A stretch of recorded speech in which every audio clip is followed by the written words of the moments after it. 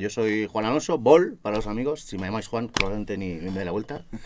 Así que Bol para los amigos y nada, el proyecto efectivamente llevo con esto rondándome la cabeza un par de años y casualmente cuando empezó a rondarme esto pues aparecieron estos dos individuos ya hermanos a día de hoy y bueno, iremos desarrollando la idea a lo largo de la entrevista, pero la verdad que ha sido un lujo y yo creo que ha sido la clave absoluta de poder estar aquí hoy sentados 2 años después, sin duda. 2 años, Madre mía, cómo vuela el tiempo. Bueno, yo soy Miguel, en la escena reggae hay quien me conoce como Mighty Mike, sobre todo como cantante, ¿no? Como músico pues siempre me presento como Miguel. Y nada, estamos aquí porque este es el estudio que construimos un poco, yo creo que en torno a la pandemia, ¿no? Sí, justo un poco antes de la pandemia. Eso es, como un mes antes de la pandemia terminamos de montar el estudio, o sea que fue el momento justo. Y bueno, tenemos casi 20 años de bagaje al final en la escena, en este caso mi proyecto personal es Blue Skunk, pero he tocado en su proyecto, en el proyecto de Javi de Reggae School. Al final somos una familia. Yo soy David Arribas, también en el entorno reggae pues a veces me conocen por David Downtown Beat, también por mi proyecto personal. Y nada, pues estamos aquí Mike y yo en nuestra casa, en vuestra casa Coban, y encantados de formar parte también de esta historia loca que se le ocurrió a Bol de Pelican Hook y que bueno, estamos muy contentos, lo hemos hecho todo con mucho amorcete. Fuego lento, ¿no? Como se hace las cosas ricas. Hace 2 años dices que se te ocurrió a ti esta... Pues 2 años más o menos, sí. Hace 2 veranos, digamos, ¿no? Porque tocaban ellos en Cabezón de la Sal y fui a verlos y justo ahí me contó que estaban con un estudio, pues yo tenía un par de ideas. Iba a quedar todo como, bueno, pues me gustaría grabarlas por tenerlas de recuerdo y finalmente pues la bola se fue haciendo cada vez más grande. Y lo que pasó a ser 4 temas, 5 temas que tenía yo en la mente, que tocaba más o menos en casa, porque yo venía más de un perfil más rockero y tal, pero sí que siempre me ha gustado el reggae, desde el otro lado de la barra, ¿no? Como consumidor. El ska, el rocksteady en concreto muchísimo, pero es verdad que con el reggae y como bajista, que llevo ya varios años tocando el bajo, muchos más de guitarra, pues sí que vi, con el reggae me llegaba al corazón, ¿no? Y empecé a crear los temas con la línea de bajo, que es una cosa como muy, muy curiosa, ¿no? Normalmente puedes crear una guitarra, un piano, vas generando melodías, pues yo cogí el bajo y sobre eso se ha ido un poco construyendo los temas, que es para mí algo pues curioso, cuanto menos, ¿no? Y ya te digo, hace 2 años en Cabezón de la Sal, celebrando un concierto de Blue Skunk, y 2 años después aquí estamos, a punto de presentar el primer single del EP y con unas ganas pues increíbles de poder presentar un directo. O sea, ese día fuiste tú a ellos y fue el primer día que les presentaste, les dijiste, chicos, quiero hacer... Sí, yo ya les conocía porque yo ya fui alumno, o sea, yo llevo 3 años en la escuela en Reggae School. Y bueno, sabía que iban a tocar, yo coincidía que estaba allí en verano y me pasé por allí. Y yo con la Reggae School llevaba 1 año ya tocando con Pablo Cano, que es mi profe, que sigo con él, o sea, ya es una relación totalmente maestro-alumno, maestro Padawan, y con él además me ayudó mucho a construir la parte de las líneas, fue una metodología de estudio, o sea, me sirvió mucho para mí también perfilar un poco la orientación de los temas que andábamos buscando. Y lo que partió de una conversación pues ligera, pues se fue haciendo realidad, poco a poco. Yo con mucha intensidad y ellos poniendo siempre la sensatez, la cordura, la experiencia y bueno, pues la sabiduría que obviamente les avala, ¿no? Después de tantos años. Vale, porque Pelican Hook sois 3, tú tocas el bajo que ya nos lo has dicho, ¿vosotros? Sí, realmente yo diría que Pelican Hook es que es Bol, porque al final es el instigador, el motor del proyecto y el creador de las ideas originales de los temas. Entonces nosotros primero empezamos de alguna manera como productores de ese disco, pero según se han ido dando las cosas, pues nos hemos integrado al proyecto. Yo estoy ahora mismo con la batería, lo que sí, claro, como cuando se creó el proyecto, era un proyecto de estudio, no tanto de banda, pues realmente entre los 3, salvo Los Vientos, lo hemos grabado todo. O sea, Los Vientos los hemos compuesto, pero han venido unos señores aquí hasta ahí no llegamos. Eso es, entonces yo me he encargado de grabar guitarras, coros y baterías. Sí, yo he grabado teclados, también coros, algunas percusión, guitarras, alguna guitarra. Sí, aquí normalmente nosotros trabajamos así entre los dos abarcamos un poco todos los instrumentos de una banda así, y si no, conocemos a gente que puede venir a grabar. Entonces eso también es algo como que hace que las cosas sean más fáciles, ¿no? Que no hay que llamar a otros. Y para mí es un valor total, ¿no? Este estudio, que primero que sean dos personas liderándolo, ¿no? Y que entre ellos tienen un mogollón ya de discusiones que igual con el artista te ahorras, ¿no? Porque ellos ya se pelean suficiente. Conversaciones. Sí, conversaciones amables, ¿no? Pero es verdad que para mí es un valor que haya dos personas con capacidad de decisión, ¿no? En este estudio, en Koban, ¿no? Yo tampoco es que tenga una experiencia, sí que tengo un home studio, trabajo algo a la producción, pero bueno, no me considero ni mucho menos un experto. Y contar con estas dos cabezas pensando en cómo sacar el mayor rendimiento a los temas, para mí ha sido la clave y el valor diferencial.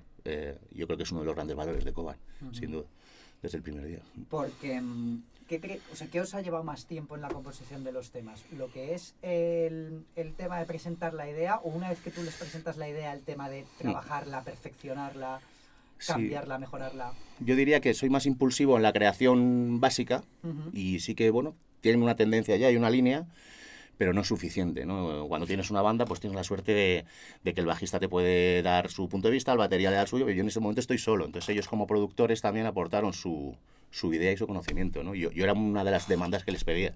Yo solo no voy a sacar todo lo que puede sacar estos temas que luego escucharemos, ¿no? Y gran clave para mí han sido ellos, ¿no? Su visión, su perspectiva y sobre todo su intuición de cara al acabado final, ¿no? Para mí eso es clave. Sí, yo creo que las ideas originales ya de por sí presentaban un trayecto, ¿no? Que obviamente se puede ramificar y lo que siempre hablamos, tú empiezas a grabar un tema y luego el tema te dice lo que necesita, de alguna manera. Pero yo creo que también ha sido un hándicap importante el que no hubiera un vocalista en la banda. Entonces, aunque ahora se está proyectando ya, todavía no está al 100% confirmado, ¿no? Pero ya, en principio ya va a haber una formación para llevarlo a directo y para futuras grabaciones. El trabajo es un EP, son 4 temas y en cada tema hay un cantante.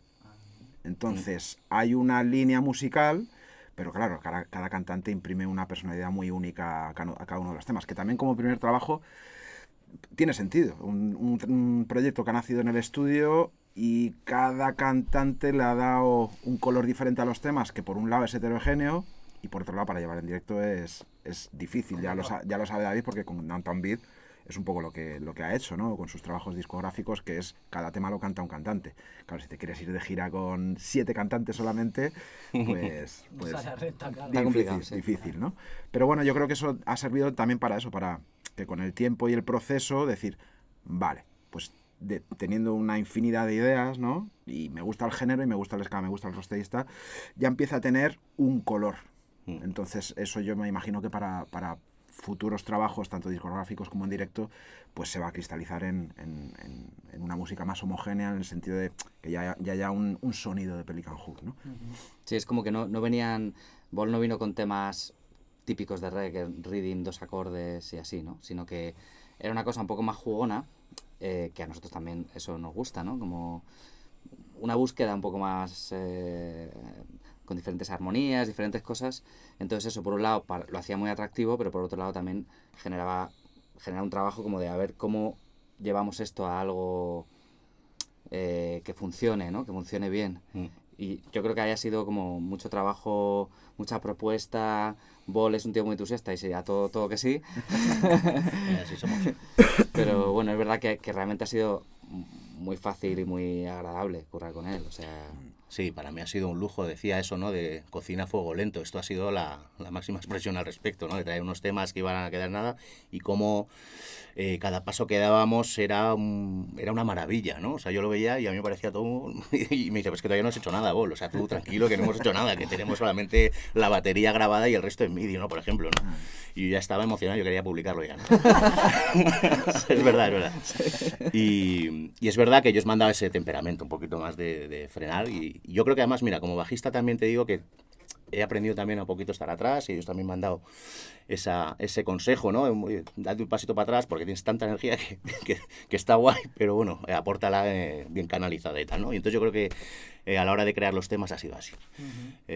muy despacito, muy disfrutón, cada paso que damos era un hito conseguido para mí súper elevado y sobre todo disfrutar, ¿no? Yo creo que a ellos les pedía que lo hicieran suyo, que participaran como algo suyo porque creo que es la manera real de sacar algo bonito adelante. Total, imagino que tú iniciaste este proyecto y vosotros le acompañasteis con el primer y principal objetivo de disfrutar de ello. Claro está. Sí, sí. Para mí es el leitmotiv con todo lo que está en relación con la música. O sea, casi siempre la remuneración es un fleco. Si no vas a disfrutar con el proceso, porque al final el proceso implica convivencia, implica proponer, que te digan que sí y que te lo goces, que te digan que no y digas mierda.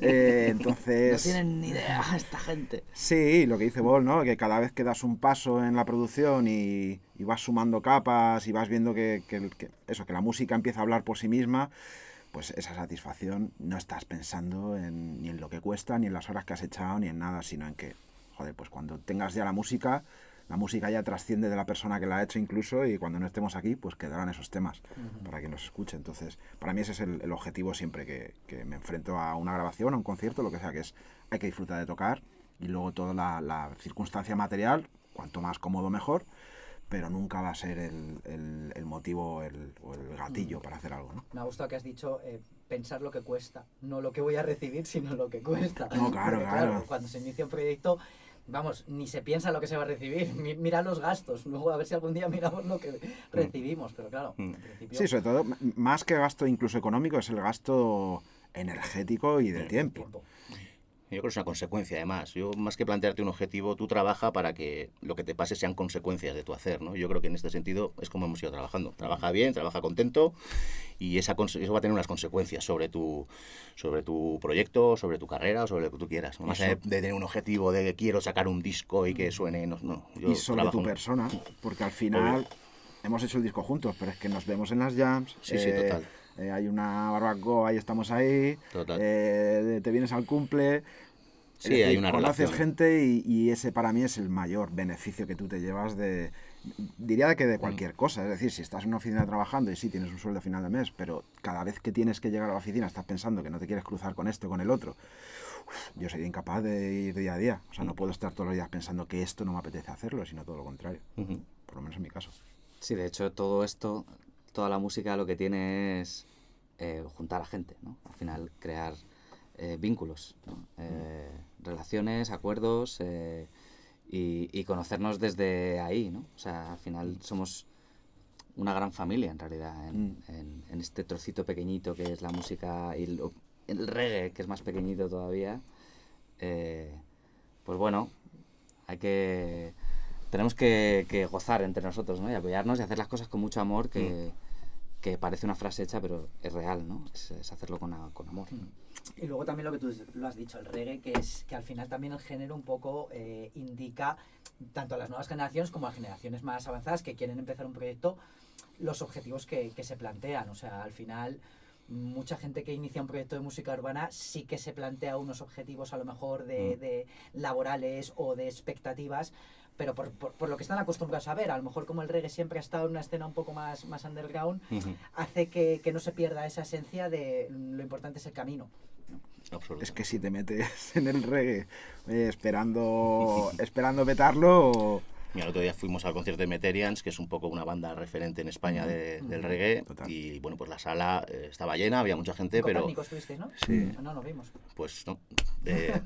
Pero vamos, que es un poco lo que hay en Madrid, ¿no? No digo en España, pero en Madrid, pues más o menos, mayor o menor grado, estábamos todos ahí dentro, ¿no? Y esa es una aspiración, pues máxima, ¿no? Que quizá no, ojalá haya más, y de hecho se está trabajando en que haya muchas más cosas, pero bueno, a día de hoy, pues esa referencia es la que hay, ¿no? Y total. Bueno. Me gustaría luego que hablásemos un poco más de eso, de la escena y demás, porque a mí es algo que me interesa mucho, y claro, probablemente vosotros estéis más puestos que yo y me interese a saber un poco cómo está la escena, tanto en Madrid como en España, como en general un poco en otros países. Perdón, pero, una pausita. Dale.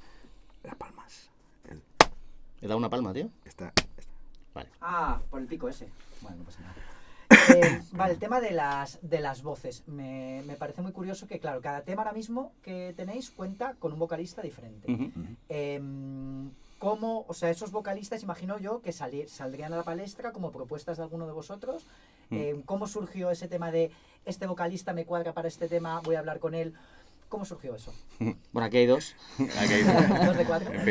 Todo empezó con mi impulso innato, ¿no? Entonces yo a mis hijos les llevo a una escuela de música y entonces una de las profesoras de uno de mis hijos, Celia, la escuché cantar en uno de los eventos de la escuela y dije, madre mía, qué vozarrón, qué bien canta. Y, joder, María, además tenemos buena relación y hay buen rollo. Y, joder, mira, estoy justo con un proyecto, no tenemos cantante, me encantaría que fueras tú. Total, que vino aquí, nos ayudó mucho la fase inicial y es verdad que los 4 temas era como algunos los defendía muy bien, de hecho uno que es en el que está ella participando lo defiende de maravilla, además con una carga emotiva muy elevada y creo que lo aporta. Y luego los otros pues también podían encajar, pero bueno, sí que en esa fase de aportar al tema, o sea, que sea el que mande, ¿no?, en la canción, pues sí que vimos que igual otras opciones podrían aportar mucho más al tema. Y en ese sentido Mike se ofreció también para cantar, incluso reescribir la letra de uno de los temas, un tema que está ahora, por desgracia, muy en boca. Trata un poco de las desgracias de la guerra y el sufrimiento que puede suponer. Y bueno, pues con mucho valor, además, yo creo que es un tema sensible, pues Mike lo ha afrontado fenomenal. Yo canto otro, más rocksteady y ska, bueno, aún tiene una tendencia, entonces quería no dejar de lado un poco la inercia propia. Y luego Celia, por supuesto, y en uno de los temas pues tenemos la gran suerte, porque además es un gran amigo de ellos, ¿no? Y han colaborado mucho de Cel, ¿no?, de Meterians, de Magalion.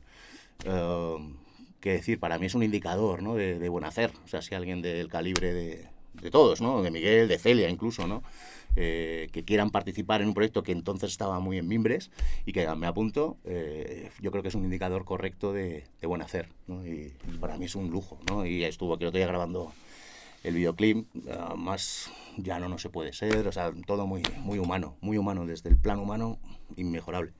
Qué guay. Pero ¿cómo surgió? Vosotros le llevabais lo que es la instrumental sin letra, la letra ya la llevabais al menos una idea prediseñada de lo que era. Yo propongo una letra, igual que propongo ¿Y una unos línea temas. también de voz? Sí, incluso. Lo que yo siempre hago es, si tú vas a tocar la batería, no te voy a decir cómo la toques. O sea, si tú vas a cantar la canción, no te voy a decir cómo la quieres cantar. Y si tienes que cambiar una línea o una letra, sí que por favor respeta un poco la idea que tenía yo, por si quieres, pero vamos, sí que lo han respetado en este caso y se les ha dado la vía y lo han hecho, vamos, ya lo escucharéis, yo creo que ha quedado muy bien. Sí, realmente él vino en los 4 bocetos, además de las líneas de bajo, las armonías, había una propuesta de letra y de voz, pero de él mismo salía a decir, si esto lo canta otro, casi mejor, salvo el ska que le pega mucho y también es una manera de decir, joder, si el proyecto nace de ti, pues está guay que este tema que sí que lo defiendes bien vocalmente, pues que estés ahí también, ¿no? Sobre todo sin haber en ese momento un cantante principal en la banda, ¿no? Y luego el resto, pues según íbamos avanzando con los temas, pues poco a poco esa idea original de letra y de melodía iba pidiendo otra cosa. Entonces, cada uno, por un lado Celia yo creo que a nivel lírico sí que ha respetado más la idea original, pero obviamente su timbre no tiene nada que ver con el de Bol. Yo cogí su propuesta y casi un 50-50 de lo que había con lo que propuse yo, pues generamos otra línea vocal y luego Felipe Magalion pues realmente le dio toda la vuelta al tema. Respeto un poco pues la idea de lo que iba la canción, que sí le propuse, pero dicho esto, ha hecho una obra maestra. Bueno, sin duda. Gracias, Cel. ¿Celia venía del reggae? No. Celia es profesora de canto, es musicoterapeuta, como te dije, está en la escuela, ya no está en la escuela donde estaban mis hijos. Y no, ella es más lírico, digamos voz más pop, entre comillas, pero sí que yo percibí un color, y ostras, es muy bonito, ¿no? Una chica que tiene una voz muy dulce. Y el tema en concreto que ella canta, que trata un poco pues del amor hacia una madre, al fin y al cabo, ¿no? Y de cuando puedes llegar a pensar que algún día no estará, ¿no? Por lo que sea, ¿no? Entonces, esa dulzura y esa delicadeza que hay que tener en ese tema, creo que era perfecto, Celia. Y la verdad que lo ha defendido, que da gusto y lo escucharéis luego. Pelican Hood, el nombre de... Bueno, pues esta es otra historia locura. Esta aquí voy a echar la culpa a mi padre también. Mi padre es marino, está jubilado. Y aparte de marino, es también una persona con una creatividad alta y una persona digna de conocer. Entonces tenemos como una lista de nombres que él iba escribiendo y hacía pues nombres para una tasca o nombres para grupos de música, tal. Entonces tenemos 200, y entonces en las cenas de Navidad y tal, pues las sacamos y empezamos a leerlas y nos descojonamos. Pues justo con este lío apareció entre una de las opciones que leíamos ahí para un bar o para lo que fuera, Pelican Hook. Y, o sea, ¿y esto qué es, viejo? Aita, ¿qué es esto? Pues Pelican Hook es una especie de mosquetón que se utiliza en la mar para recoger los cabos y es como automático que te coge el cabo, un elemento de mar, ¿no? Y, joder, qué guapo, ¿no? Y encima Pelican Hook, me sonaba todo, la sonoridad era muy buena. Entonces, bueno, pues en ese referencia de mi padre, marino, andaba por los 7 mares, ¿no? Muy pirata y tal, pues creo que tenía mucho sentido, amar de la sonoridad y tampoco tiene más explicación, ¿no? Pero sí que me gustó Pelican Hook. Luego tiene la parte del hook, ¿no? Que lo hemos hablado muchas veces, ¿no? Este proyecto también pretende, y lo ha sido así hasta ahora, de cómo hemos ido trayendo gente, ¿no? Con ese hook, ¿no? Con ese gancho. Y también por ahí tiene mucho sentido el nombre, ¿no? De ir recogiendo gente, abrazándola y bueno, haciéndola nuestra también, o partícipe de lo nuestro. Y que suena guay, Pelican Hook suena guay. Y suena Sí, tiene. Sí, rápidamente hablé con un diseñador, con Alberto, un amigo mío, y me planteó lo que es el logo que veréis en redes, más general. Y me pareció, la verdad que acertó mucho, pues un rollo más como muy caribeño, muy surfero y tal, que yo creo que encaja bastante bien un poco con mi filosofía y con lo que andábamos buscando, ¿no? Luego ya comentaremos más de diseñadores, ilustradores, porque la verdad que ahí hemos echado también unas cuantas horas, hemos dedicado tiempo y... Lo podemos comentar ahora, si quieres. Sí, bueno, si quieres, David, introducir tú al ilustrador, porque me lo presentó él. Nosotros para el tema de la portada de los singles y del EP, que, bueno, desvelaremos lo justo hoy, yo tenía una idea un poco loca, ¿no? De que los singles al final crearan un EP, tal, bueno, una locura así, ¿no? Y entonces... después de yo buscar varias opciones con diferentes artistas, amigos y tal, pues David me dijo, tengo una persona que es, además con la persona con la que ha trabajado él para sus proyectos, que te lo va a coger. Digo, bueno, pues, hablé con él, hicimos una reunión, una pequeña entrevista y al vuelo lo cogió y la solución pues es la que más o menos estaréis viendo por estos días. Sí, José David Morales, es un amigo murciano que es un máquina, trabaja ahí de ilustrador y además tiene una mirada como muy simbólica, muy metafórica, ¿no? Una cosa de sencillez, simbolismo y a mí me encanta lo que hace y con nosotros ha trabajado mucho en cosas de Coban y en mis proyectos de Downtown Beat y yo, claro, yo siempre a mí, la gente que me gusta, pues yo siempre digo, oye, pues para adelante, ¿no? Yo le dije a Vol, yo qué sé, mira, a ver esto, ¿no? Habla con este. Y al final ha hecho una cosa muy bonita. A mí me gusta mucho lo que ha hecho. Sí, teníamos otras opciones en ese sentido y captó muy bien, porque al final sí que eran buenas opciones todas, pero la música, como iba yendo la música, pues ha ido un poco hacia un punto más quizá elegante, por decirlo de una palabra, ¿no? Un poco con ese reggae elegante, de alguna manera, más sutil. Como nosotros. Sí, igual que nosotros, no hay más que vernos, ¿no? Pero sí que tiene ese cáliz un poquito más sereno, entre comillas, ¿no?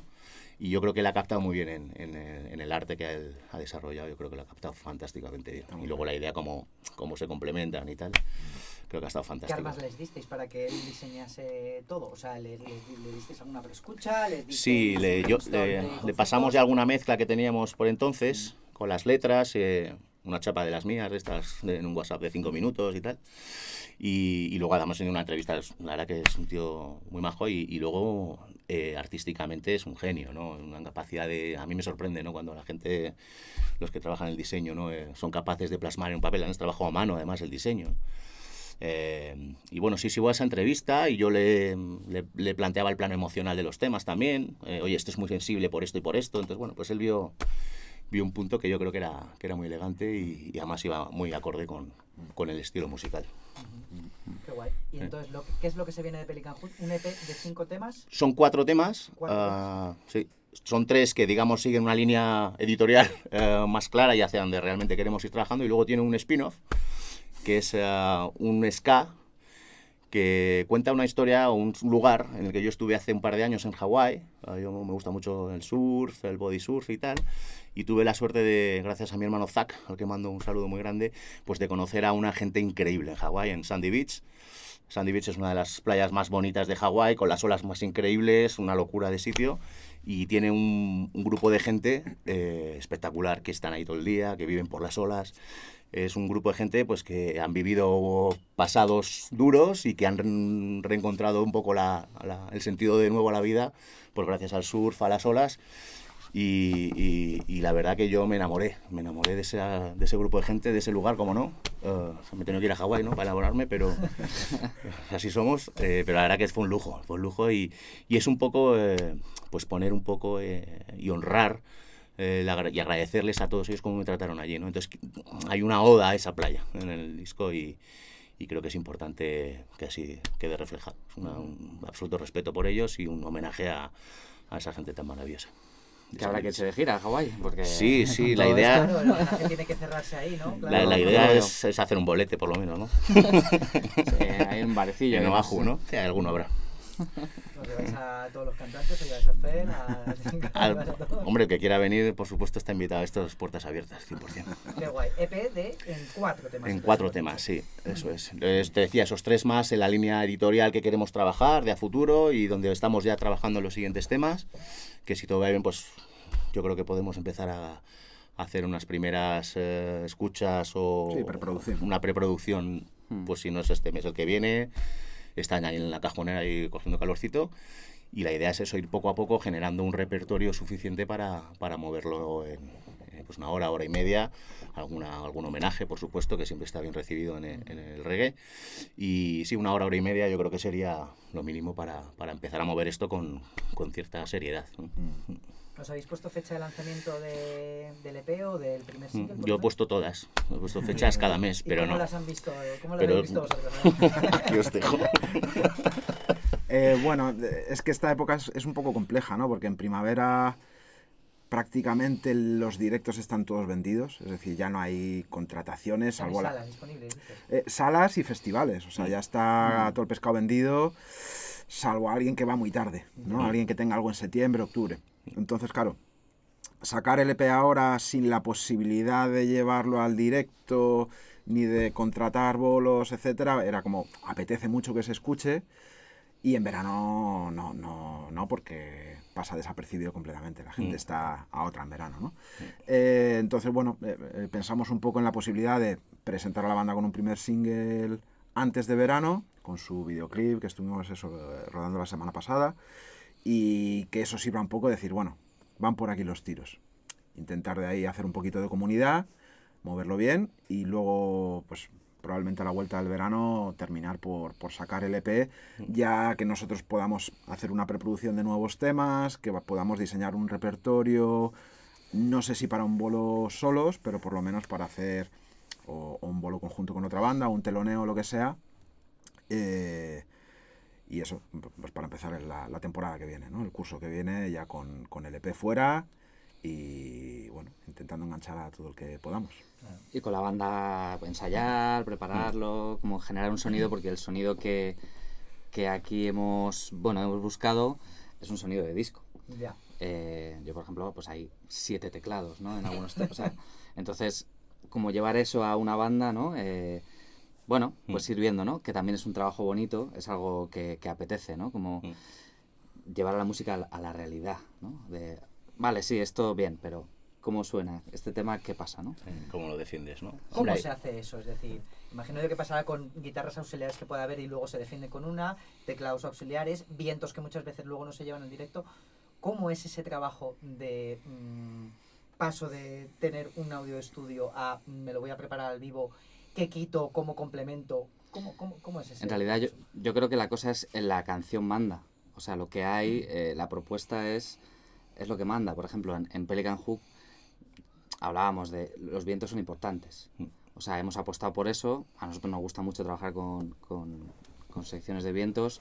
Entonces, son importantes. Llevar a 4 vientos, pues igual no, pero 2 por lo menos sería importante. Igual que si las teclas tienen importancia, quizá la guitarra es un poco menos. Entonces, ¿no? Como ir viendo primero qué hace falta en una banda para defender esto y que no sea acústico, ¿no? O que no, sino que los temas no pierdan su esencia.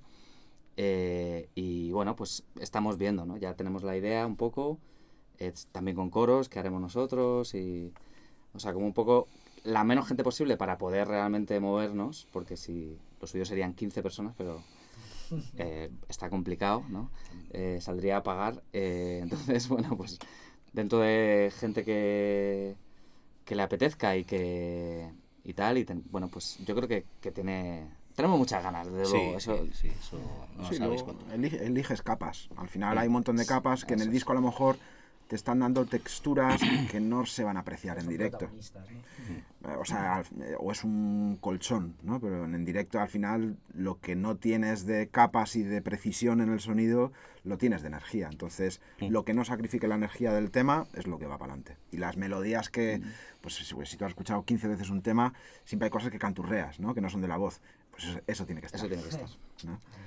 Entonces, eso es un poco lo que manda, yo creo, a la hora de llevarlo a... De hecho, hoy en día mucha gente lleva secuencias, ¿no? Mucha gente va con secuencias. En el reggae quizás no tanto, pero también, y desde luego en el mainstream, sin duda. En el reggae también mucha gente, ¿no? La gente un poquito más... Y es una opción, pero la verdad es que a nosotros o sea, nos gusta que lo que suene esté, ¿no? Que no haya trampillas. Porque de repente estás ahí en un bolo, suenan unos vientos y dices, joder, ¿dónde están? ¿Dónde están esos vientos? O esos coros, o ese sinte que suena. Bueno, pues está porque lo han lanzado con un ordenador, ¿no? Y todo bien, pero... Sí, ser honestos también un poco, ¿no? Yo creo que esa es la idea original. Sin desmerecer nada, Sí, pero yo bueno. creo que son perspectivas. Sí. O sea, en mi caso, por ejemplo, me ha pasado, por ejemplo, con Fat Freddy's Drop, es una banda que me flipa, pero claro, tiene la batería y el bajo, que es un poco el pulso y el corazón de la banda, están secuenciados. Entonces, a mí en un momento dado me pide que se les pire el tempo y que aprieten y que de repente suban 6 o 7 BPM el tempo original de la canción y no lo tienen. Entonces, cuando quiero romper a sudar, a lo mejor también es por el contexto en el que los he visto, ¿no? Que les he visto en Rototom, al final una banda antes, una después, van con un reper corto, pues no es su espacio, ¿no? No van a su sala y te dan sus 2 horas de bol y tal. Pero me pide que la música tenga esa dinámica. Y luego también nosotros con The Roots Gang, que es la backing band con la que hemos estado tocando con otros cantantes, cuando hemos ido con secuencias, hay una parte que mola mucho, porque van todos a una, pero hay otra en la que no dejas de tener 5 o 6 neuronas pendientes de las indicaciones de una claqueta o de una voz o de lo que sea, y al final yo prefiero equivocarme y que me digan, has tocado un poco rápido. Digo, pues es que estaba encendido, es lo que hay, ¿no? O un tema que es lento, que lo tocas todavía más lento en directo y de repente descubres que tiene una sonoridad o un peso o una trascendencia a nivel emocional que si le subes 10 BPM no lo tenía. Y que no es lo mismo tocar en una sala, que en un festival, que en un no sé qué. Entonces el contexto determina también tú cómo interpretas el tema. Entonces yo prefiero tocar sin esos límites, ¿no? Pero hay veces que también es cierto que la música te pide esos límites por el concepto artístico que trae el cantante o lo que sea, o el propio productor dice, no, es que esto tiene que ir a consecuencias y claqueta y para adelante. Pero en general, si se puede elegir, yo prefiero que no. Sí, porque depende mucho también de quién tengas enfrente, ¿no? De la energía que haya. Aunque seas, a lo mejor hay un festi ahí, pero la energía está bajita, entonces hay que apretar. O a lo mejor de repente está la cosa muy on fire y toca como agarrarse, ¿no? Y eso, cuando tienes o sea, tienes la limitación de la claqueta, la limitación porque todo va con la claqueta, entonces no puedes salirte y ahora el cambio y ahora no sé qué, de repente te apetece hacer un low y hablar con la gente y ahí no se puede, ¿no? Como, bueno, son elecciones, ¿eh? Para mí no hay una cosa mejor que otra, pero... Sí, entiendo esa parte que decís que podéis jugar un poco más a interpretar lo que está pasando, el ambiente que hay y tocar en base a ello. Claro. Justo hace poco, David está de profe en Reggae School del profesor de combo. Y el batería de su combo es alumno mío de batería. Entonces estuvimos preparando el Hidden de Bob Marley y además de escuchar la versión de estudio, vamos a escuchar un poco el Rainbow y el Santa Bárbara, no sé qué. No tiene nada que ver. Uno dura 4 minutos, otro 7, uno lo tocan muchísimo más rápido. Y es que yo no me quedo con ninguna de las dos interpretaciones como, esta es la buena, es que la energía de uno, el dub de uno no tiene nada que ver con el de otro. Y eso es porque, son momentos diferentes, días diferentes, públicos diferentes, incluso a lo mejor alguien de la banda ha cambiado, no lo sé. Y esa es la parte de la música, ¿no? Que incluso en el disco, si vuelves a grabar este mismo disco, que generalmente en estudios ibas con una claqueta y tal, es que te va a salir otra cosa. Porque desde el momento en el que estás tocando o que estás mezclando lo que sea, son momentos emocionales diferentes. Uno lo mezclaste por la mañana, lo vuelves a mezclar por la noche y te pide otra cosa al cuerpo. Entonces, al final, todo son fotografías de momentos. y querer representar siempre la misma fotografía, a veces lo que haces es sacrificar la posible conexión que tengas con el público y con los propios músicos con los que estás tocando, ¿no? Es decir, bueno, si vamos siempre a piñón, pues a lo mejor yo toco a piñón, y yo a piñón a lo mejor doy mucho menos de mí que si tengo la posibilidad de equivocarme, pero dejándome llevar. Esa es mi... Y esas fotografías de momentos que dices, de cara a que vosotros, por ejemplo, ya tenéis los temas, no sé si ya los tenéis grabados, mezclados, etcétera, pasan los días, pasan los momentos, pasan vuestros estados de ánimos diferentes, los seguís escuchando. ¿Cómo sois individualmente cada uno a la hora de mierda, cambiaría esto, mierda, no lo cambiaría? ¿Sois de los que escucháis un tema y ya preferís ni tan siquiera pensar en cambiaría cosas? ¿O inevitablemente estáis ahí de lo hubiese hecho de esta manera, lo hubiese hecho de esta otra? No, yo en esa honestidad que te decía, yo respeto lo que hemos hecho, creo que ha estado bien hecho y veremos. Es verdad que yo soy muy intensivo quizás al principio en las escuchas, le doy muchas vueltas, escucho por supuesto el bajo, que esté bien pegando duro, pero luego también me permito el lujo de escuchar los temas con otra perspectiva y otros oídos, ¿no? Y me voy fijando pues en la batería, quizás más. Y te iba a decir eso porque para mí estos temas tienen más de una escucha. Gracias a las diferentes capas que hemos ido metiendo y yo te diría que las puedes escuchar 4 o 5 veces y todavía te sorprendes, ¿no? En algunos puntos. A mí me siguen gustando y ya digo, lo he escuchado muchas veces, ¿no? Y cada vez es verdad que en función del día pues te puede transmitir una cosa u otra, pero en todo caso son positivos. Yo diría que cualquiera que se dedica a la música, cada vez que terminas un trabajo dices, lo haría diferente. Sí, ¿verdad? No al 100% diferente, pero esto lo habría hecho de otra manera, aquí deberíamos haber hecho esto, tanto estructuralmente como de ejecución, como de mezcla, lo que sea. Podrías no terminar nunca de hacer una sola canción, imagínate un disco, o sea, es infinito. Sí, para mí hay un respeto máximo al momento en el que se hizo eso, ¿no? Entonces yo escucho algo y sé que se hizo en el momento que tenía que haberse hecho y ya está, y que desde luego no se puede cambiar. Entonces a mí yo nunca pienso en que algo es mejorable, siempre pienso que es lo mejor que podía haber pasado en ese momento. Igual soy demasiado optimista. No, yo creo que lo que aprendes en un proceso, lo que haces es llevártelo al siguiente proceso. Por Sea supuesto. de la misma banda o no. Es, bueno, pues esto que ahora digo lo habría hecho de otra manera, pues la siguiente vez a lo mejor lo hago de otra manera. Totalmente. Y aparte que es eso, que en cualquier proceso de grabación o incluso en un directo hay aprendizaje. Entonces, si terminas la grabación o el concierto y no hay algo que cambiarías, es que no te ha pasado por dentro lo que acabas de hacer, creo.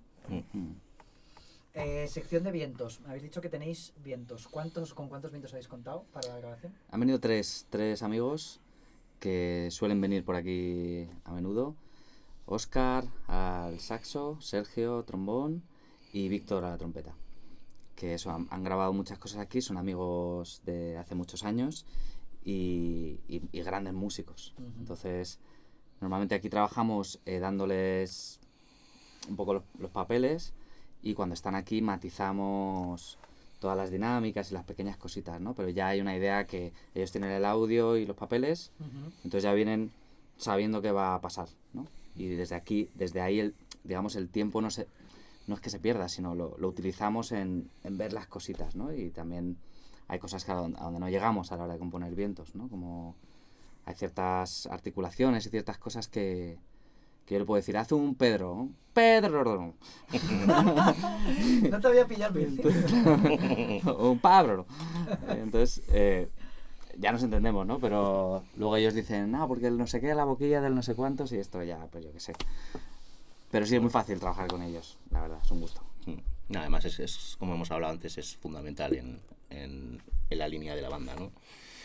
Veremos cómo lo soporta, pero yo creo que va a ser el valor añadido, uno de los valores añadidos de la banda va a ser los vientos, sin duda. Sí, bueno, por ejemplo, Sandy Beach sí que tiene una melodía o dos melodías, Sí, pero un los par de otros no es una melodía que viene previo estribillo, postestribillo, lo que sea, sino que tienen todo un desarrollo, entonces condicionan completamente todas las secciones y todos los cambios de dinámica, ¿no?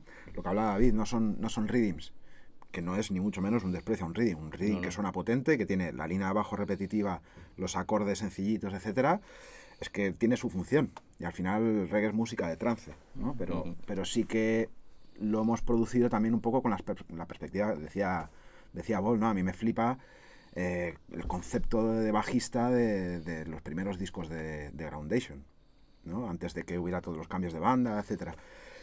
Pues es una referencia muy interesante y que condiciona completamente el proceso de producción, porque no es tenemos una línea, lo tiramos y que suene gordo, sino como hacemos que pase de aquí al puente, al preestribillo, el postestribillo, la parte del solo, volvemos a la estrofa pero desde otro punto de vista, y eso al final los vientos no pueden ir a piñón, ¿no? Y que incluso muchas veces puedes grabar la línea, cortas, pegas donde vuelve a entrar la línea y se acabó.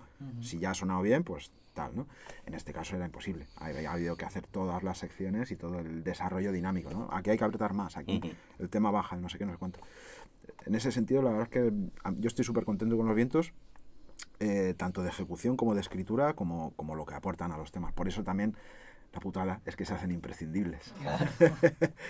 Porque no lo puedes hacer con un Hammond o algo así, la melodía. No tendría sentido en este proyecto. Y jamás hagas vientos con un teclado que suene a vientos. O sea, lo tenía en la cabeza de hablar de eso. O sea, yo si quieres hablamos de eso. Todo. Ahora mismo. No, es que yo soy muy hater de eso. O sea, a mí no me gusta personalmente tampoco. Para mí me suena feria un poco. Sí, para mí es un error. Para mí en lo personal, como músico y como oyente, es un error. Me parece que no. Que es como si... No sé... O sea, sí que puedes hacer la melodía con un Hammond, con un sinte, con otra cosa que te apetezca, una guitarra, pero que aparentar que son vientos es como... No. En serio, no. No sé qué veis vosotros, pero... Es una cuestión de gusto. A mí hacen bandas muy grandes también, o sea, no es una cuestión económica de que digas hay bandas que no se lo pueden permitir y entendemos que o lancen samples o los tienen de teclado. Hay bandas grandes que también optan por esa opción. ¿Será porque les gusta ese sonido feriante? Yo no lo creo. O sea, yo creo que es una alternativa más barata, es más fácil de ensayar, porque también los vientos generalmente son músicos que se mueven mucho, que son los primeros que llevan sustis, porque a uno de los vientos le sale una gira, entonces viene otro saxo, entonces el que empasten los vientos es complejo, y que empasten los vientos entre ellos ensayando con los audios, vale, pero que luego los integres en un ensayo y tal, al final todo se complica. Y luego, pues si te contratan lo que sea, no dejan de ser 2 billetes más de avión, 2 plazas más de hotel, y muchas veces yo creo que es por eso, que a lo mejor hay peña que tiene un caché de la hostia y que dice, pues no, es que hasta estos 2.000 pavos que me tengo que gastar en los vientos los quiero yo. No lo sé, yo creo que es hacer más sencilla la producción de un bolo, eso es así.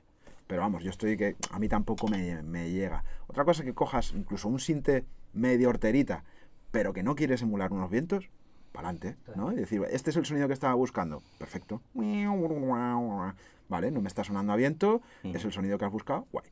Pero a mí eso y grabar una acústica por línea, sí. No puedo. Dos de los grandes capitales. Sí, no puedo. Que también lo hace mucha gente grande. Sí, ¿no? sí. Y es que un lo notas. acústico de no sé qué. Dices, tío, se cuesta 3.000 euros esa guitarra, chicos. Ponle un microfonito.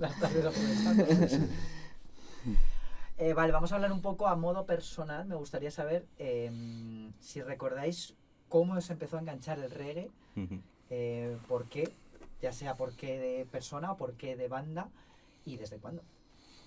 Yo, como he dicho antes, yo empecé antes seguí un poco la línea histórica de esta música, ¿no? Empecé por el ska, vino a mí pues unos casetes de algunas regrabaciones que tenían los colegas y bueno, escuchábamos ese tipo de música. Luego apareció Laurel Aitken en mi vida y que eso me perturbó muchísimo, ¿no? Porque además tenía un disco en castellano además que me atrapó mucho en su día, que aún hoy por hoy escucho y me gusta mucho interpretar. Incluso con el contrabajo para practicarlo lo uso mucho. Y luego con el reggae, obviamente, entiendo que como todo el mundo, pues Bob Marley llegaría un día a casa de uno, hola, ¿qué tal? Soy Bob, y te quedaste pues alucinando, ¿no?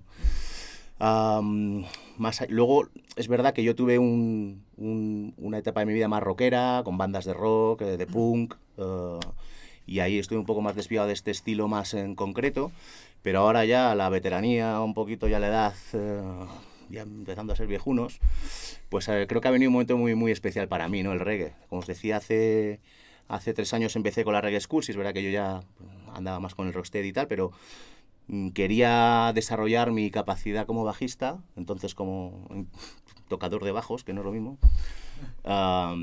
Y vi justo en la escuela, apareció en mi vida en un momento súper casual y tomé esa decisión. Me puse en contacto con Javi Ochoa, con Pablo Cano, por supuesto, y a día de hoy, los lunes a la 1:30, estoy enchufado con Pablo. O sea, voy a misa, es mi misa, comulgo, me da la hostia también si hace falta Pablo, y ahí seguimos, y no pienso en cambiarlo, ¿no?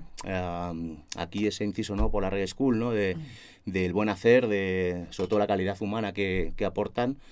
Todos los proyectos que sabemos que es difícil, pero que los llevan a la realidad, las jam sessions, las masterclass, las clases que todos los alumnos con los que yo comparto, que obviamente somos muchos, ¿no?, y ya nos conocemos todos, pues todo el mundo está encantado, yo no hago más que recomendarlo.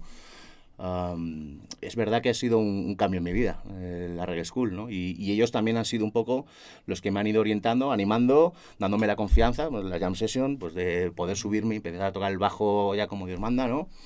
Y empezar a considerarme yo un poco bajista, un poquito todavía, ¿no? Con grandes referentes, ¿no? A los que admirar todavía. Pero creo que sí, que ha sido... El reggae a mí ha llegado relativamente tarde desde el punto de vista, desde este lado de la barra. Como consumidor, pues como todo el mundo, pues has tenido siempre esos affairs, ¿no?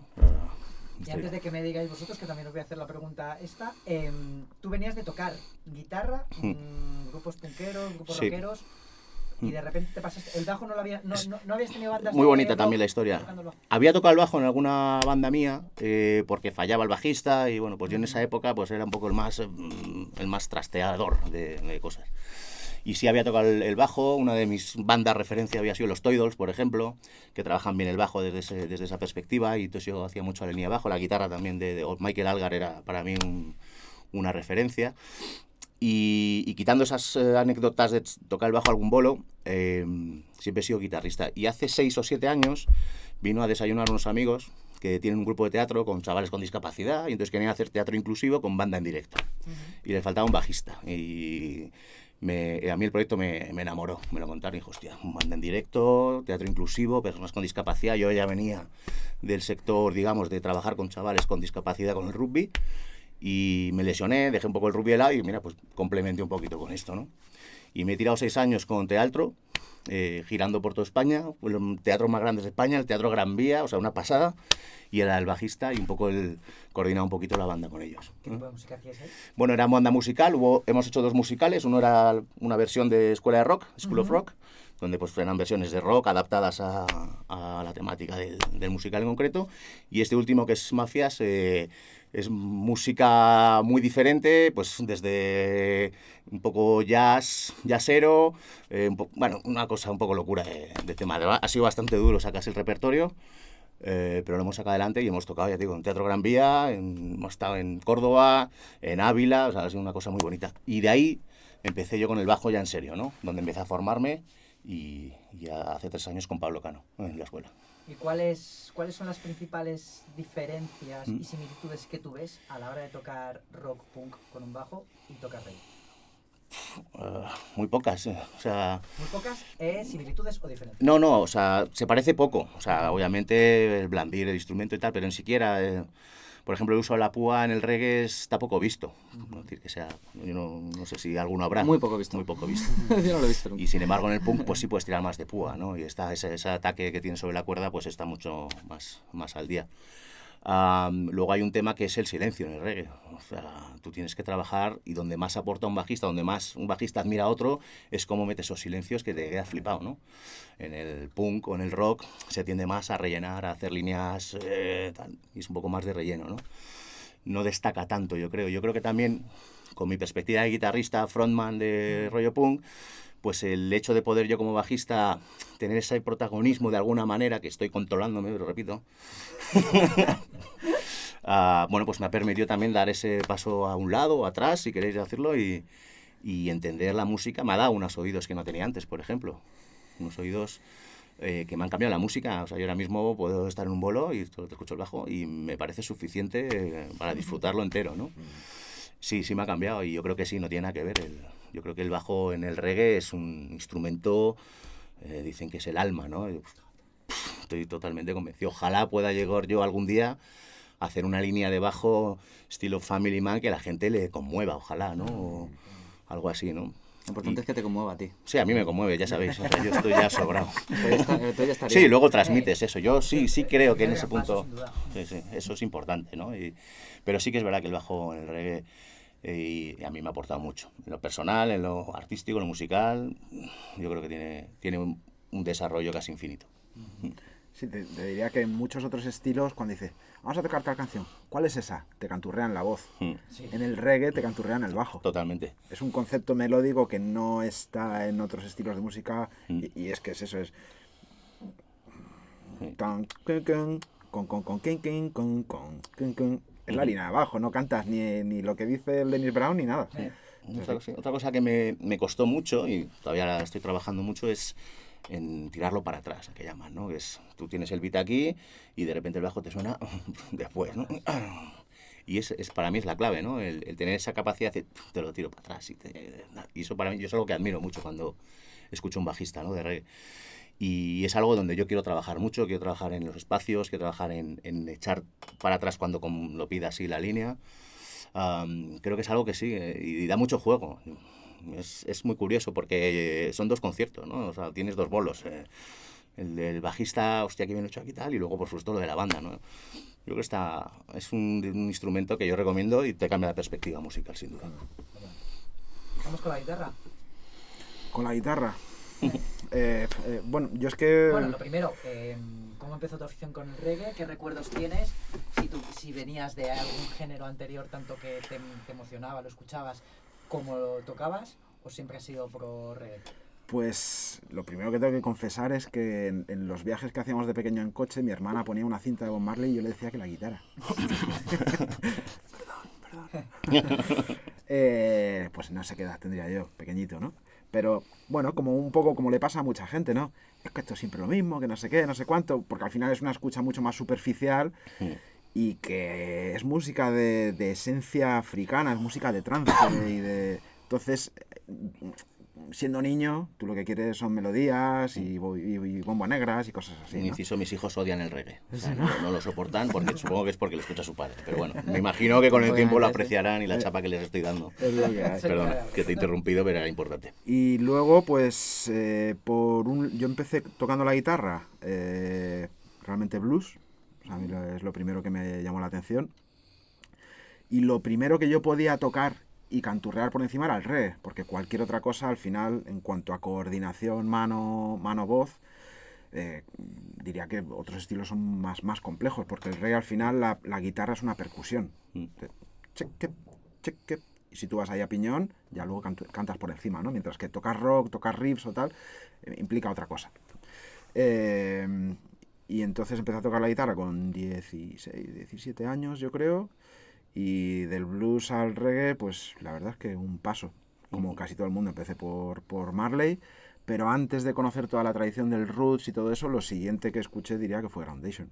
Anda.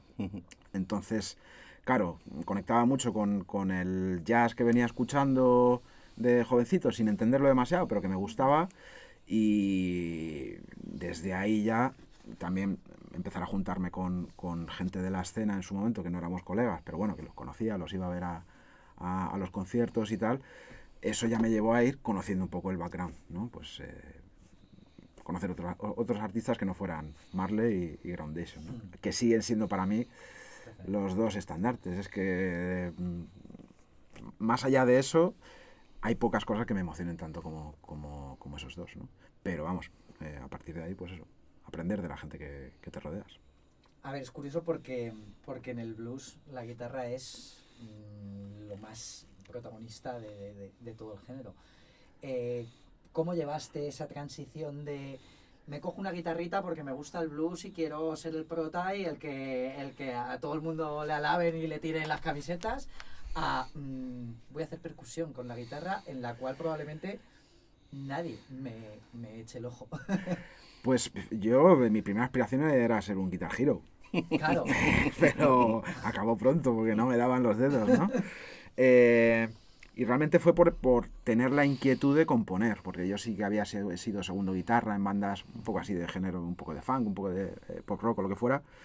pero tampoco decía, es que hay tanta gente que toca la guitarra y que hace tales virguerías con la guitarra o que tiene una capacidad técnica tan alta que a mí lo que me gustan más son las canciones. Entonces, sí que cuando monté Blues Can era un cuarteto que se llamaba Blues Can porque de alguna manera las primeras composiciones partían un poco de esa esencia bluesy, tanto en la voz como en la guitarra, y yo tocaba bastantes solos en los primeros años de bolos y tal, pero llegó un momento en el que me dejó de interesar tener ese papel y me apetecía más cantar, buscar melodías bonitas, incluso a la hora de hacer algo con la guitarra es más melodía que solo, y tan a gusto.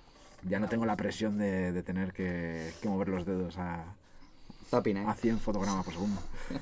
No, y la guitarra de acompañamiento también a mí me gusta mucho, cuando ya eres guitarrista casi más que ser solista, ¿no? El ser capaz de acompañar, armonizar un tema, ¿no? Te voy a estas son los acordes y yo te lo armonizo y te voy complementando el tema, para mí tiene mucho más enjundia casi que un solazo. Que yo creo que también cuando estás metido ahí en faena en un directo, si no estás ahí soleando y haciendo cosas extremadamente complejas, también te puedes permitir el escuchar a los demás y el disfrutar de un poco del conjunto, ¿no? Que cuando tú estás soleando, la cabeza te da, no me pierdo de la base y escucho lo mío para hacerlo lo más fardo posible. Sí, pero hay justo hace poco grabamos con Nacho, no sé cómo se apellida, Nacho, que es el saxo que está ahora también, ha entrado de profe en Reggae School y que se viene a los Brass Beats, que se viene a las jams y tal, y grabamos aquí una cosita acústica muy, muy pequeñita en cuanto a concepto, y le dije, me flipa cómo escuchas, y era el instrumento solista. Y es que tiene mucho que ver, o sea, la gente que ha pasado muchas horas en casa estudiando técnica y que son capaces de hacer muchas cosas, pero que no han tocado tanto con otra gente, puede pasar eso que dices, ¿no? Que están esperando su momento en el bolo. Pero es que luego hay gente que tiene esa capacidad y que no necesariamente la saca a relucir. Y que a lo mejor para el que busca el efecto no llama la atención, pero decir, hostia, es que está metiendo las notas justas, lo que está haciendo se nota que está escuchando a este, y lo que él está haciendo con su instrumento es producto de lo que están haciendo los demás. Y eso a menudo no pasa, ¿no? El que simplemente quiere en un momento dado el foco, o el que dice, bueno, tengo un instrumento solista, pero eso no significa que te haga ni que solear todo el rato, ni que estoy tocando solo, ¿no? Tienes que tener control de técnica y control de ego, ¿no? Pero vamos, eso... Ese fuerte es el ego, compresor ahí bien metido. Hay que darle bien ahí. Sí, habitualmente cantantes y guitarristas generalmente son los que se llevan la palma en ese sentido, ¿no? Porque también muchos cantantes que a lo mejor no tocan un instrumento y que se aburren cuando tocan los demás, ¿no? Y dice... Y todo voz, ¿no? Joder, están pasando cosas y la voz es un elemento más, ¿no? Pero bueno, es normal. O sea, siendo solista, pues lo que quieres hacer es solear. Sí. Vale, pues vamos con teclados. Sí, yo teclados y bajo también. Y bajo. O sea, ¿Cómo empezaste con estaba pensando. con el reggae? Yo empecé a escuchar reggae, yo tocaba ya el bajo así con 16 o por ahí. Tocaba tipo Incubus, Korn, así grupos más cañeros. Aquella época. Y un poquito de thrash metal, ¿eh? Black metal. Perdón. Bueno, empecé con black metal. Ahí me metí en una banda y yo tocaba la guitarra. Incubus es mi grupo favorito, te lo tenía que decir porque si no explotaba. Pues para mí lo fue también en una época en concreto. Y bueno, eso, teníamos con las que había dos guitarras y entonces dije, bueno, pues yo toco el bajo. La mítica. Y me enamoré del instrumento, claro. Y en aquella época, durante una época de unos años de así de adolescencia, yo estuve escuchando, por un lado, este rollo Incubus. Me gustaban no tanto las bandas más cañeras, sino que me gustaba la musicalidad, ¿no? Y a la vez escuchaba Etta James, escuchaba Otis Redding y no escuchaba Bob Marley todavía mucho, pero escuchaba Aswad, escuchaba Gladiators, Abyssinians. Era como un poco, no sé por qué llegó a mí esa fricada de cosas, de cintas, ¿no? Y en el coche yo tenía eso, Gladiators, Abyssinians, tal. Luego Marley, que para mí era como si era demasiado pop, ¿no? Claro. Pero de repente, me dio en toda la cara, ¿no? Y desde entonces, pues, empecé a tocar en bandas ya. También con Javi, de Reggae School. Yo creo que empezamos la primera banda en el año 2000, más o menos. Wow. La primera banda de reggae. En ese momento era reggae. Reggae. No, todavía lo intentábamos, pero bueno, todavía no funcionó. Y hasta que llegó, yo creo que, bueno, Hot Drop fue como el momento más que de repente ahí nos juntamos con Santi Mijarra, con Camila, y dijimos, esto es, o sea, queremos sonar UK, 70s, y nos pusimos a estudiar como locos, y de repente pues teníamos claro que eso era lo que queríamos, ¿no? O sea, no había... Y claro, para mí estar con el bajo ahí de repente festival ahí o telonear, yo que sea, los Heptones y estar ahí tocando con los Heptones o con 20 años o con 23, pues era como... Que bueno, en ese momento era como natural, era lo que pasaba, ¿no? Tampoco le daba mucha importancia, pero ahora lo veo y digo, joder, qué guay, ¿no? Qué suerte haber podido vivir eso. Y desde entonces, pues yo tocaba también siempre el piano, siempre soy muy inquieto musicalmente, entonces tocaba muchos instrumentos, el trombón, el sax, no sé qué. Muy mal todos, la verdad. O sea, ya solista ni me lo planteé nunca. Pero los últimos años, pues de repente había menos teclistas y yo me animé. En realidad yo creo que las primeras veces fue Miguel que me dijo, vente a tocar las teclas con Blues Can o algo así, que no son 2 acordes. Y dije, pues venga, claro que sí, a tope, yes man. Y ahí empezamos. Entonces ahora sí que combino proyectos con el bajo con proyectos con las teclas. Y ambas cosas me encantan porque es como... Es un mundo diferente, ¿no? Es como ponerme unas gafas diferentes en cada bolo. Y eso me encanta, ¿no? Como que... Y de hecho he tocado el mismo repertorio con el bajo y con el teclado, ¿no? Y es otro mundo, o sea, es otra escucha también, ¿no? Estás desde otro lugar escuchando. Ahora que lo dices, creo que la primera vez que escuché reggae en directo fue con él. ¿Él? Sí, ahí en el Lembranza, alguna de estas ahí de jovencitos. Ri sería entonces. Entonces era Gege o Gigi, no sé. Y sí, mira, haciendo memoria, ¿no? Porque nos conocemos sin saberlo, nos conocíamos sin reconocernos, pues hace más de 20 años, por amigos comunes y ese día en Cabezón de la Sal, en el Reino. Sí, es como... ¿Eres tú? ¿Eres tú? Y era él, ¿no? Entonces, mira, haciendo un poco, respondiéndote ya a la pregunta, lo primero que escuché fue a David. ¿Con Hot Drop o con...? No lo sé. No, yo creo que se pone el embarazo. Yo creo que era un tema de acústico que hacías y tal, o algo así. Ese recuerdo tengo ya. Pues ya ves. Bueno. Chicos, ¿hacemos un paroncito de 5 o 10 minutillos? Yes. Sí. Vale, le doy aquí. Y seguimos. Vale, pues vamos a cambiar un poco de tercio. Vamos a hablar, me gustaría hablar un poco pues, de la escena del reggae, tanto pues, a nivel local como a nivel nacional. Empezamos con el nivel a nivel local, que la tenéis bastante conocida. ¿Cómo es de grande la industria del reggae en Madrid? No hay industria. Y escena, bueno, es pequeña. Es muy pequeña. Sí, tenemos la coña de que con 20 músicos puedes hacer un festival con 30 bandas. Porque, eso, por ejemplo, nosotros tocamos con tal cantante, pero él tiene su proyecto. Yo toco con no sé quién, pero tengo mi proyecto. Javi Ochoa toca en 3 o 4 bandas también, pero tiene también sus composiciones y ha tenido también sus proyectos, ¿no? Hot Drop, etcétera. Una vez que llevas unos años en Madrid, pues que puede haber 30 músicos en la escena, más o menos. Así activamente no tantos, pero... Sí, activamente incluso menos. Sí, por ejemplo, yo empecé a tocar la batería porque en Madrid había 3 baterías de reggae de cierto nivel. Hay más gente que toca, por supuesto, pero en un momento dado, digo, lo que decía, ¿no? Yo no voy a ser nunca un gran guitarrista solista, no aspiro a ello. Donde puedo encontrar más trabajo y que me flipa aparte el instrumento es con la batería. Y de hecho, desde que toco la batería he tenido mucho más trabajo que cuando era guitarrista. Y eso viene a indicar eso, que no hay tantos músicos. No hay tantos músicos. De hecho, cada vez que se propone un proyecto, un no sé qué, o llamamos a este, o si acaso a este. Pero ya está. También porque dentro del roots, ¿no? Porque sí que ha habido incluso más bandas de ska y de rocksteady que de roots, diría.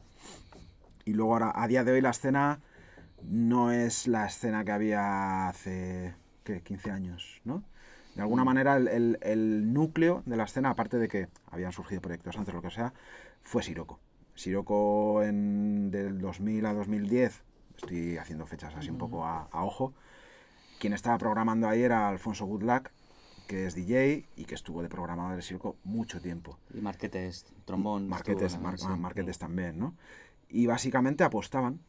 En Sirocco había todos los jueves reggae y la gente iba al bolo porque había reggae, pero no es voy a ver a tal banda, es voy a Siroco y esta vez conozco a estos, otra vez a otros. Entonces ya solo eso hizo que muchos proyectos nacieran y que muchos proyectos crecieran.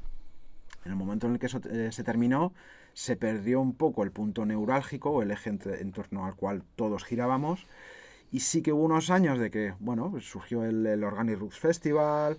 Nosotros como Blues Camp Motion, que es un poco la promotora, la cara de promotora con la que hemos montado cositas, montamos también un ciclo durante 2 años que trajimos bandas de Galicia, de Andalucía, de lo que fuera, pero poco a poco eso se ha ido perdiendo y ese terreno se lo ha comido, diría que el Sound System, porque el Sound System ha empezado a entrar en festivales, que al final, bueno, pues es una cosa que con poco gasto en producción, más allá del propio Sound System, que sí, pero si tú montas el Sound System en un festival, ya lo tienes montado 3 días.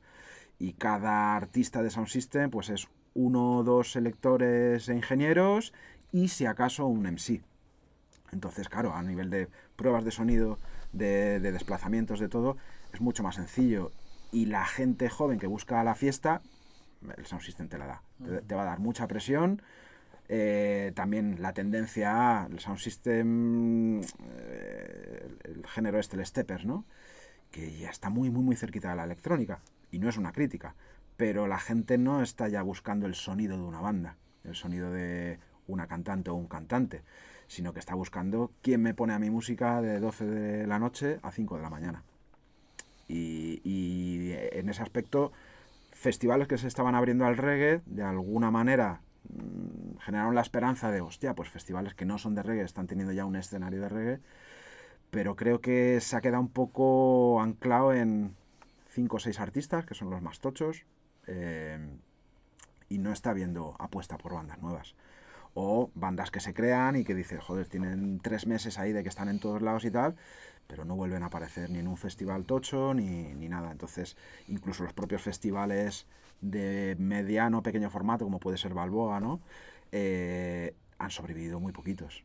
Durante unos años estuvo Miño Reggae, que era un poco, bueno, pues lo más destacado en Galicia. También estaba, ¿cuál era el otro que había? Otro Antes del Niño Reggae había uno, no me acuerdo cómo se llamaba.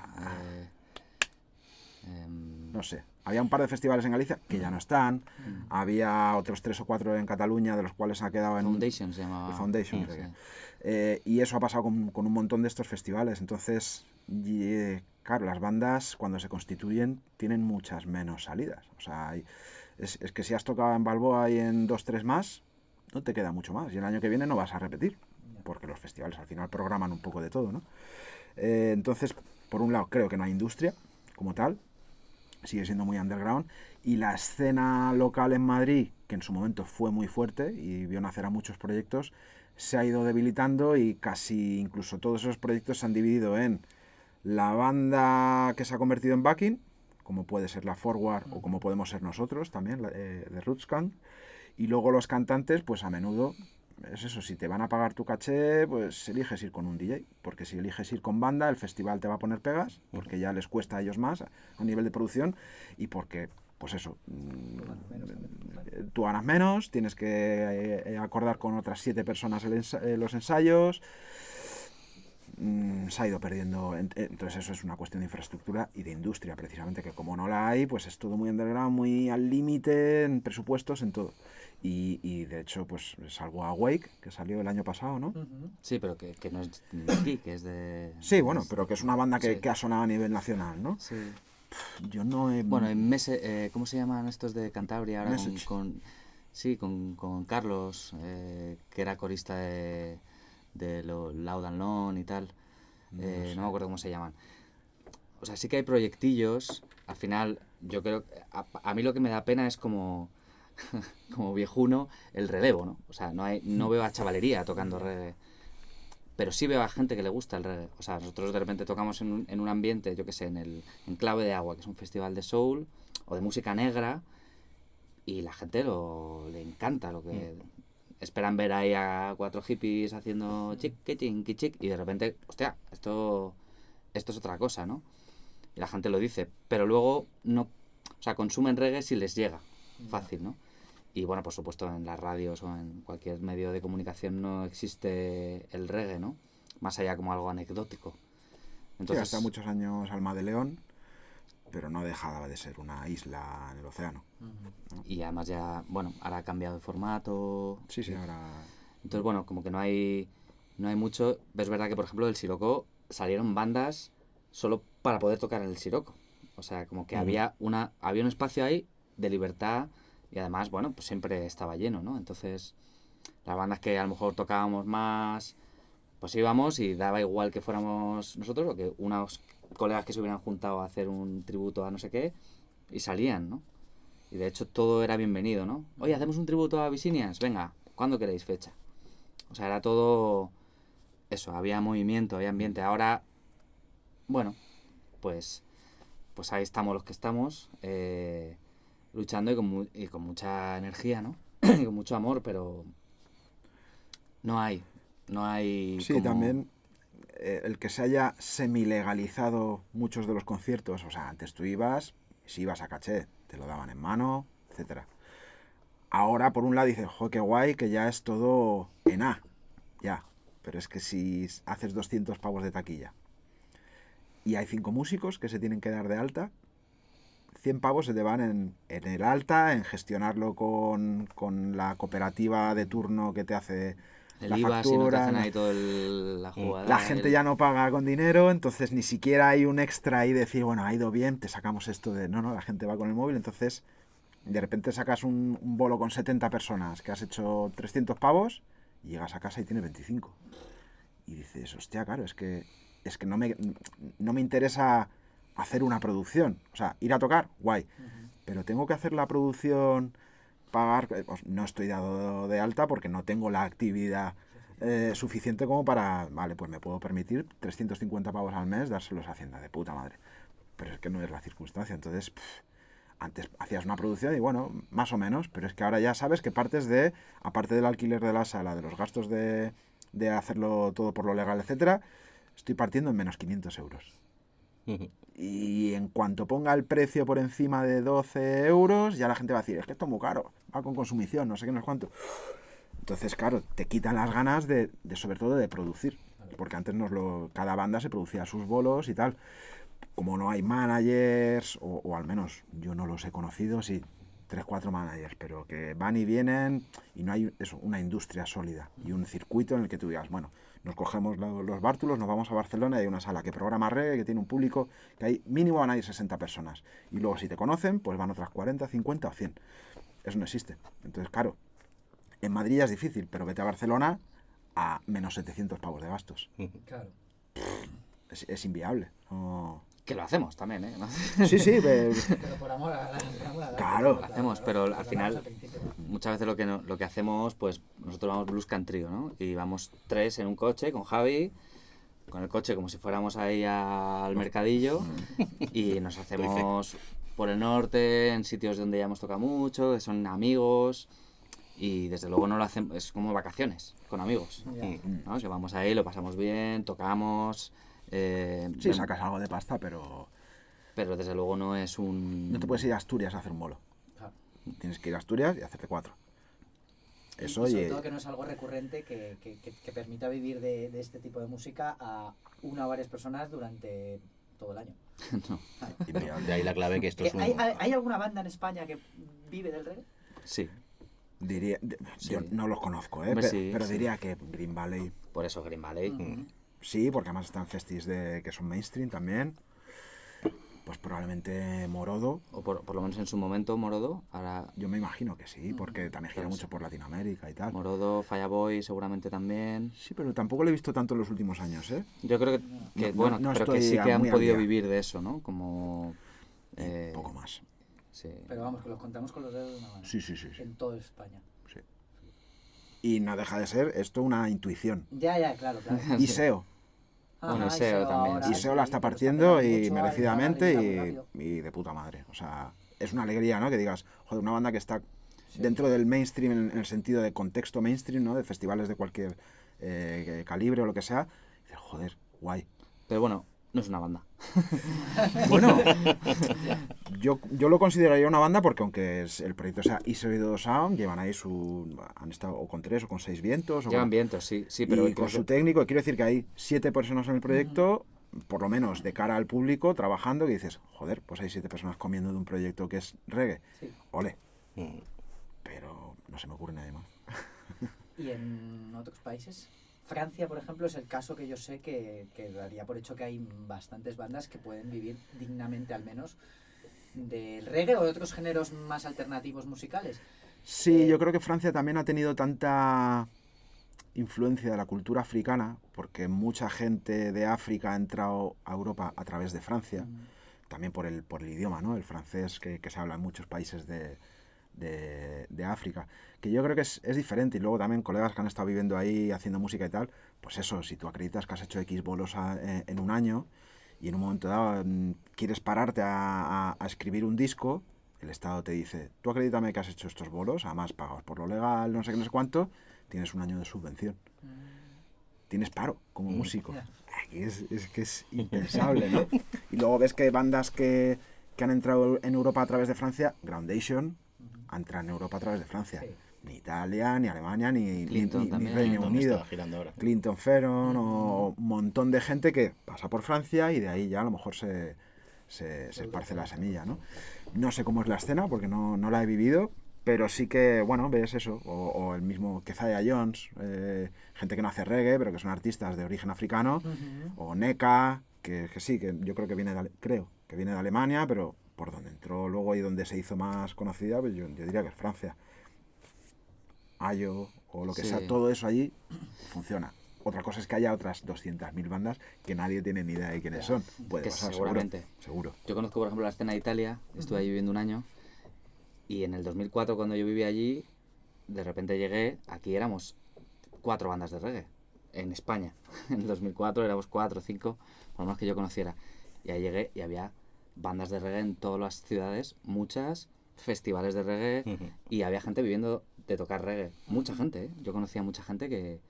O sea, había una cultura del reggae, y a mí me daba la sensación de que tenía mucho que ver con los medios. Porque allí se escuchaba reggae en la radio, se escuchaba reggae en la tele. O sea, el reggae era una música más... como que no te daban el pop en toda la cara, o ahora el reggaetón o lo que sea, ¿no? No te decían lo que tenías que escuchar, sino que había una amalgama y la gente escuchaba un poco de todo y decidía, ¿no? Y creo que eso aquí no es así. Nunca ha sido así, también por la cultura de nuestro país, por lo que sea, más aborregados en muchas cosas, ¿no? O eso es lo que quieren, ¿no? Esa es mi sensación. Pero allí vi como una cosa muy abierta. A un heavy te gustaba el reggae también. Iba a conciertos de reggae, porque, joder, a mí esta banda me encanta, pues yo voy.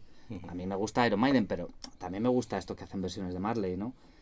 Y eso, a un hip hopero, a un rapero, super rapero, de repente iba a ver yo vi a Aswad ahí en una casa ocupa y éramos 100 personas y había gente de todo tipo. O sea, no eran rastas y tal, sino que era gente que le gustaba la música. Y yo creo que aquí eso no hay mucha cultura. También que el reggae genera muchos prejuicios. Por un lado, porque hay una estética, que eso lo hemos hablado muchas veces, ¿no? Tiene una iconografía tan bestia y tan potente que hay quien lo abraza con la absoluta falta de criterio, ¿no? Y simplemente quiere pertenecer a ello, y hay quien eso mismo le produce un rechazo, y que luego lo que decía David, ¿no? Gente que se encuentra el reggae, se encuentra en un sound system y dice, pero ¿cómo puede estar tan guapa esta fiesta? Que la gente está tan de buen rollo, es a las 7 de la tarde o a las 8 de la tarde, no me tengo que estar aquí drogando hasta las cejas para soportar la música que me están poniendo y tal, sino que hay realmente buen ambiente. O el otro día vino Chabón, ¿no? Que estuvo el otro día en la Jam y tocó en Cerceda y la gente se lo gozó. Y a una chica me pregunta, bueno, ¿y montáis más cosas de estas? Y digo, sí, estaremos programando. Dice, pero es reggae.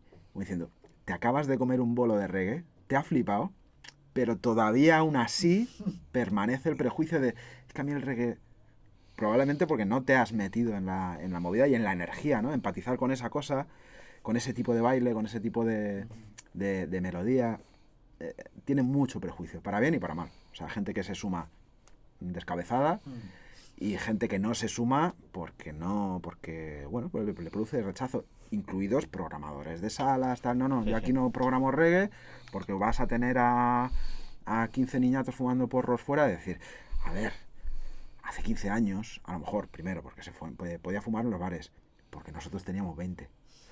Pero tengo ya 40 años, déjame hacer aquí un bolo y vas a ver que señores y señoras de 60, de 50, de 30, de 20, de los que sean, se lo van a gozar, porque esta energía no la tienen en otro tipo de bolos. Uh-huh. Y aún así es no, es que consumís poco y no sé qué. Hostia, pues si no me programas por las copas que vas a vender, pues bueno, pues efectivamente la música no es el leitmotiv de la movida, ¿no? Yo el otro día hablaba con un chico que me llamó para unas clases de reggae school y me decía, un chico que venía de Argentina y me decía, es que os he visto en un vídeo y sonáis a reggae. O sea, ¿no? ¿Cómo podéis sonar a reggae? Sonáis muy bien. Y yo, bueno, es que tocamos reggae. Y yo, ya, pero quiero decir, pero que es que sonáis a reggae. O sea, está escuchando y digo, joder, esto suena como las bandas de reggae. Y digo, joder, es que somos una banda de reggae. No, pero es verdad que es como, hay una parte de esta música muy maltratada, en la que alguien con una guitarra y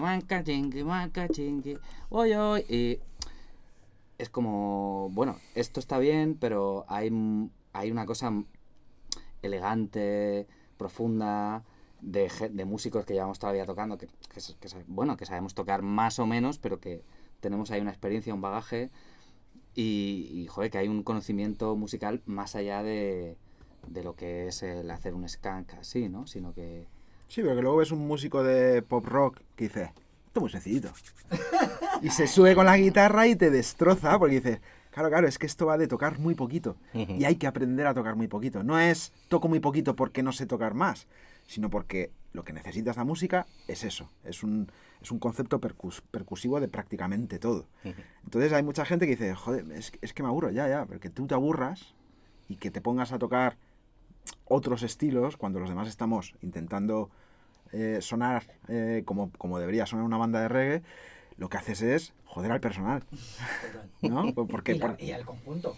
Claro, y al público también, porque el baile está en cosas esenciales que a lo mejor como oyente medio dices, yo no sé por qué esto me mueve de esta manera, pero me mueve. Y en el momento en el que no lo tienes, te deja de mover, te aburre, te parece cutre o lo que sea. Entonces hay gente que es lo que nos pasa, por eso decíamos, somos muy pocos músicos, porque la gente que viene de otros estilos normalmente no le da muy bien al reggae, y la gente que está muy metida en el reggae,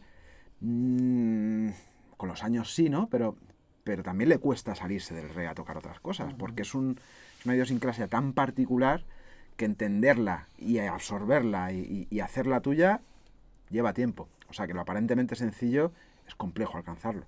Ya.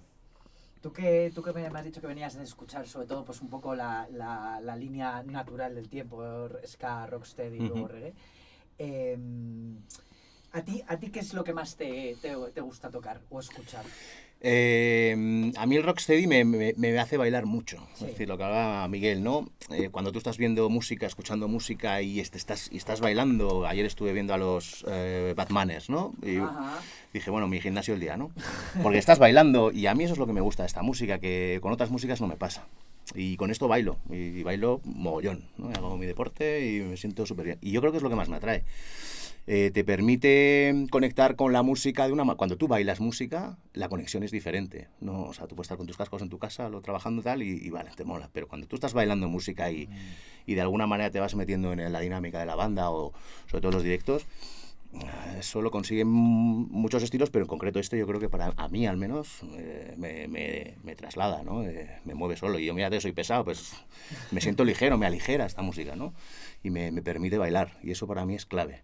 Y el rocksteady a mí me da un movimiento que yo creo que sí, que me gusta, aparte de que tiene una historia de lucha social de fondo que a mí siempre me ha llamado mucho la atención, ¿no? Cuando la música es tan permeable en la cultura urbana o está ligada a un movimiento histórico tan concreto, ¿no? A mí eso siempre me ha llamado la atención. Yo creo que el reggae, el rocksteady, el ska, todo ha tenido mucha historia de fondo, de historia pura, ¿no? En Jamaica, en Inglaterra, y eso a mí siempre me ha llamado mucho la atención. El punk Yo soy vasco de familia, ¿no? Entonces todo el rock que se generó allí en 80, 90 tenía una base social muy potente que a mí eso era algo que me movía, ¿no? Tenía justificación más allá de la música, ¿no? Era una manera de expresarse y de reivindicar tu punto, tu situación y tu expresión artística, si quieres, pero también tu pelea social, ¿no? Yo creo que eso en estos géneros también ha sido muy significante y a mí me ha representado humildemente de alguna manera, ¿no? Y o al menos he querido yo de alguna manera sumarme a ese tipo de movimientos. Sí, esta música es un lugar de encuentro que otras músicas, siendo la hostia, son más experiencias individuales, Quizás. ¿no? Y por eso que dices, ¿no? El calado social que tiene, el mensaje, que luego también, lo que hablábamos antes, también hay quien se adueña del mensaje sin profundidad, ¿no? Porque los eslóganes son tan potentes que si yo me quedo con el eslogan, pues eso, el One Love, es tan sencillo como complejo. O sea, realmente llegar a interiorizar que One Love es que tú perteneces a un todo y que lo que tú eres como individuo se transmite al todo que te rodea. Entonces, si tú eres amor, tu entorno es amor, y si el entorno de tu entorno es amor, el amor se extiende, ¿no? Pero hay quien dice, One Love, y estás a tu bola, Sí. ¿no? Entonces, ¿Eso es positivo o negativo? No es ni una cosa ni la otra. Para mí es que a menudo las banderas, los eslóganes, se sobreutilizan hasta el punto de vaciarse. Ya. Entonces, a mí me llega mucho más que alguien que no conoce la iconografía o lo que sea, me llega su One Love y que no lo diga jamás en voz alta, a alguien que lo tiene todo el día en la boca y que realmente es eso, voy con la bandera de UGT y ya está. Y tú me reconoces como de UGT. Y es, hostia, yo necesito conocerte más allá de lo que digas para yo tener, conocer en qué puedo conectar contigo. Entonces, muchas veces esa falta de profundidad es por, no, si los dos tenemos rastas ya somos lo mismo. No. O uno de los vídeos que sacamos del Weiselbetter acústico que grabamos en Galicia hace un montón de años, que lo grabó Ferebia, que es un tío que está ahora en Jamaica grabando con todo Dios. El primer comentario era, nunca he visto un blanco calvo cantando el reggae.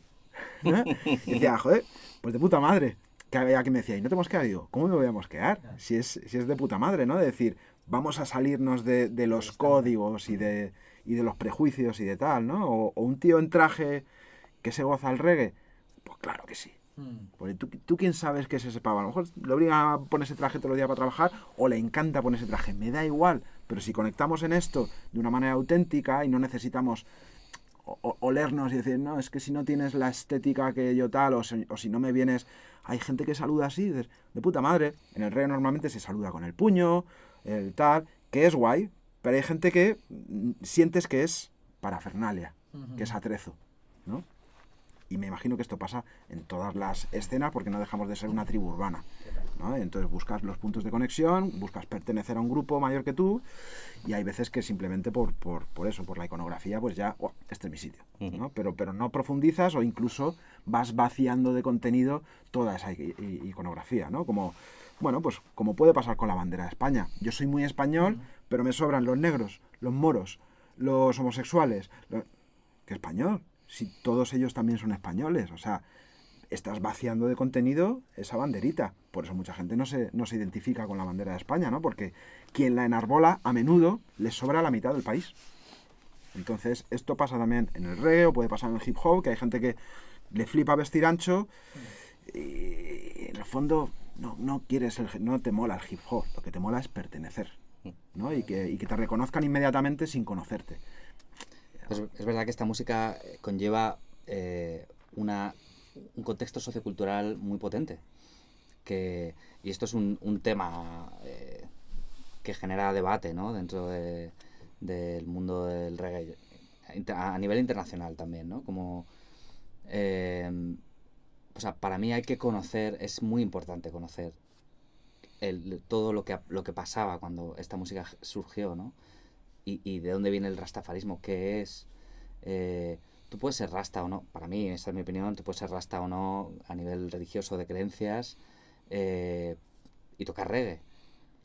Pero sí que merece un respeto toda esa cultura que lo rodea, ¿no? Como, ¿por qué esta gente lleva los pelos así? ¿De dónde viene eso? ¿No? ¿Qué significan las cosas? Claro, entonces tú por lo menos conocerlo y luego decidir si eso te interesa o no.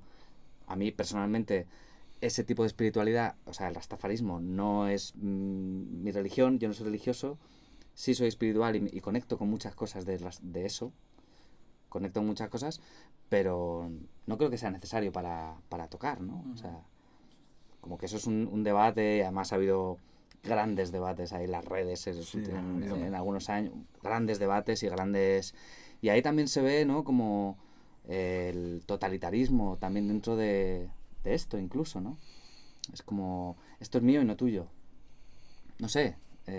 Ahí es cuando de repente el dice One Love, pero tú no eres auténtico. Hostia, entonces es Half Love. ¿No? Es como, o sea, estamos hablando de música, estamos hablando de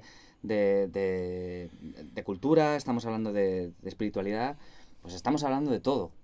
Pero sobre todo, para mí, hay que hablar de respeto y de cuidado y de inclusión. Y de unión real, ¿no? De inclusión, de que a mí una persona que no le gusta el reggae no me cae mal.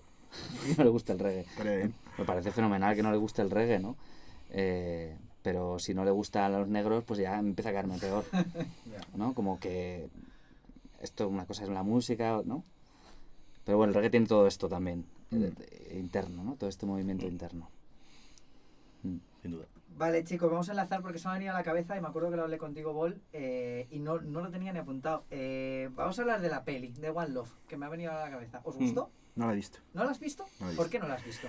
Pues porque soy papá. Ajá, vale. Desde hace un año y no he pisado el cine en un año. Y lo que hago es ver series o películas en fascículos de 10 minutos. Se despierta, vas tú, voy yo, no sé qué. ¿Tienes ganas de verla al menos? Sí, la veré seguro, pero cuando pueda. Vale. Yo la vi, soy padre también, pero tuve un hueco y me escapé con mi mujer, con mi chica y ahí fuimos al cine, ¿no? Casi el día de estreno, el día siguiente, ahora sí, un día entre semana que nos cuadró. Mi mujer, que es además es del sector del cine y tal, y siempre le gusta la comunicación y tal, mucho más crítica, y ha comentado que el personaje le falta, ¿no? O sea, es tal el nivel de personaje, quizás por expectativa, ¿no? Más que por otra cosa, que igual se queda poco a nivel de personaje, ¿no? Y quizá un poco bondadoso, ¿no? Con toda la historia que le rodea, ¿no? Por otro lado, Positive Attitude Always, yo creo que esa película la ha producido su familia, sus hijos, sí. Es lo que quieren mostrar de su padre. Eso yo lo voy a respetar, ¿sabes? Si ellos, los que han querido hacer eso, lo han movido de esa manera y esto es lo que quiero que veas de mi padre, pues yo eso lo voy a respetar siempre.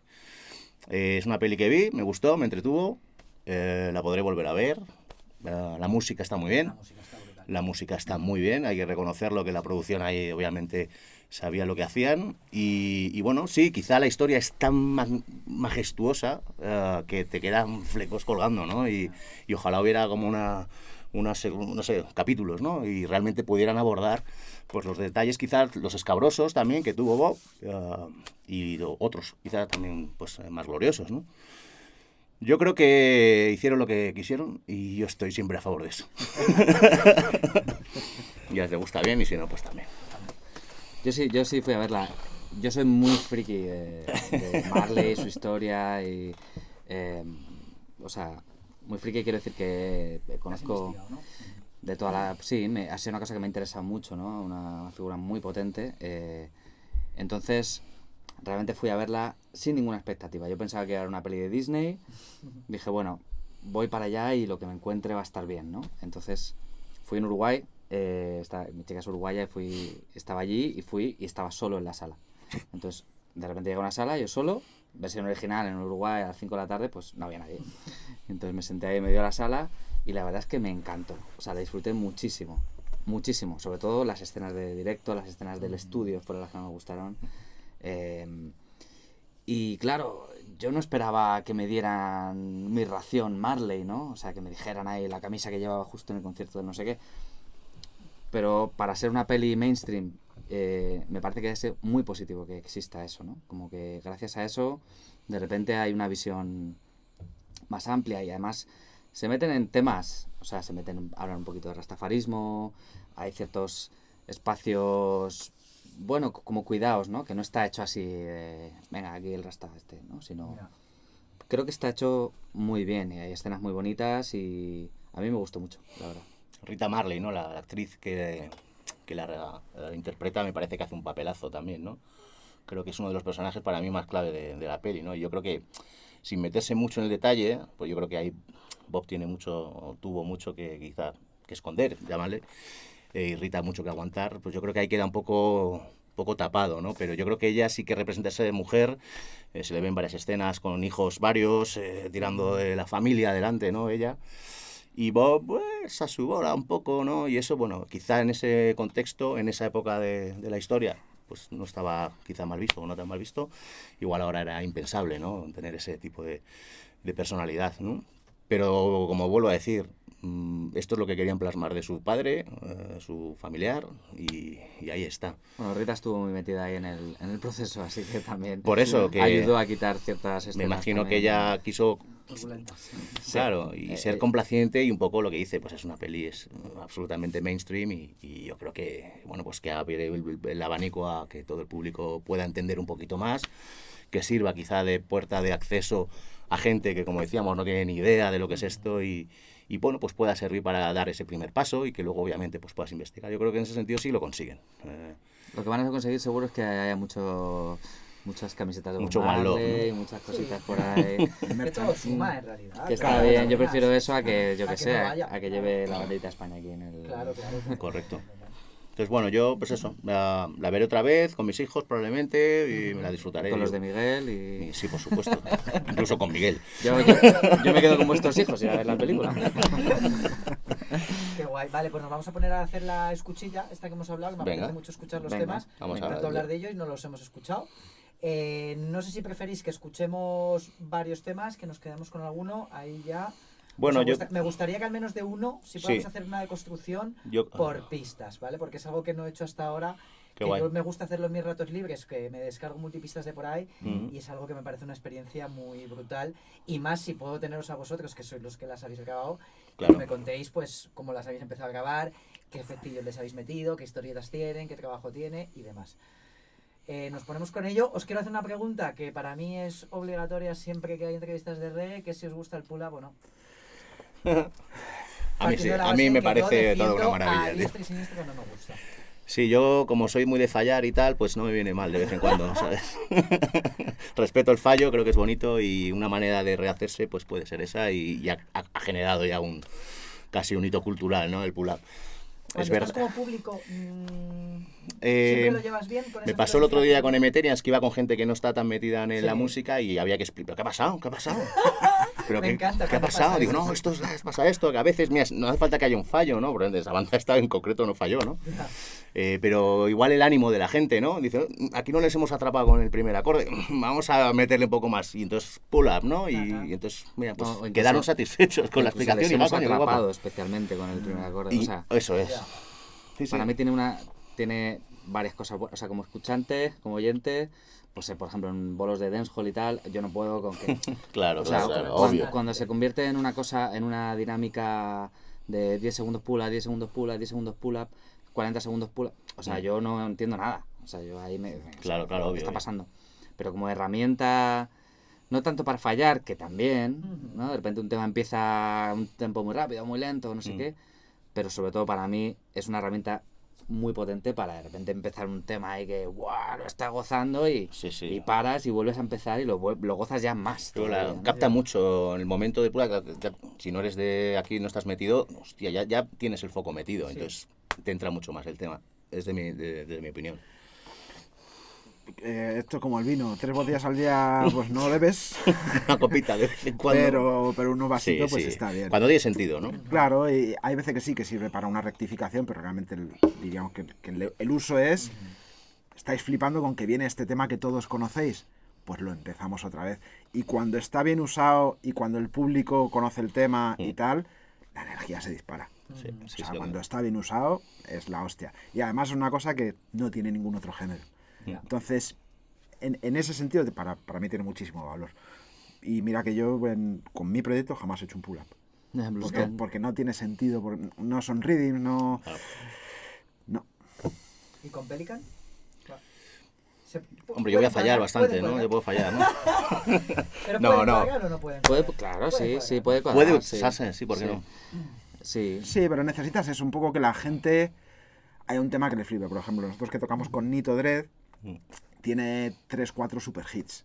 Cuando hemos tocado en Madrid, él viene de Barcelona y Madrid no es su ciudad, pero esos temas los conocen porque los han pinchado en todos los sound system y tal. Cuando haces un pull-up en el tema de África o en el vivo en un país, la gente se viene Y arribísima. además que lo pide. Lo bueno es que estás ahí, de repente Sí, sí, oyes sí. por ahí, pula, pula, pula. Ya. Y lo haces y como que ya la energía sube mucho. Sí. Sabemos ¿Vosotros que... lo pedís como público? Yo nunca he pedido un pull-up. No, no, Nunca. jamás. No, pero Yo creo que no. Viene y como viene, pues... El otro día en los Emeterias sí hubo un momento que lo pidieron la gente. Sí.